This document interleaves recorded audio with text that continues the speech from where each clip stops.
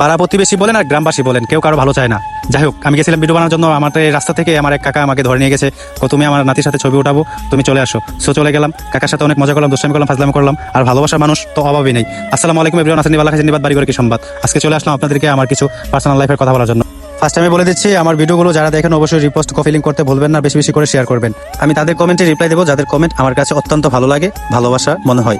So আপনারা যেমন মন চায় তেমন কমেন্ট করতে পারবেন, আপনাদেরকে আমি বাধা দেবো না। আমার খারাপ কমেন্টে যারা আমার পক্ষ হয়ে রিপ্লাই দিবে তাদেরকে অত্যন্ত ভালোবাসা আমার মনে ভিতরে থাকবে। আমি মাহারা সন্তান, আমার জীবনে অনেক কষ্ট আছে, আপনাদেরকে কোনো এক সময় সফল হলে ইনশাআল্লাহ আমার গল্প শোনাবো। ছোট ছোট কমেন্ট করে জানাবেন ভিডিওগুলো কেমন হয়। আর সবচেয়ে বড় কথা হলো যে আমার কথার মধ্যে এখন ভিডিওগুলো আপলোড দেবো হাসির কথা কিংবা লজিক, অনেকটাই ভালো লাগবে। সো আমার কথা কেউ কোনো মাইন্ড করবেন না, বাট আপনাদেরকে বিনোদন দেওয়ার জন্য এই কথাটি বলা হয়েছে। সকলে ভালো থাকবেন, আল্লাহ হাফেজ।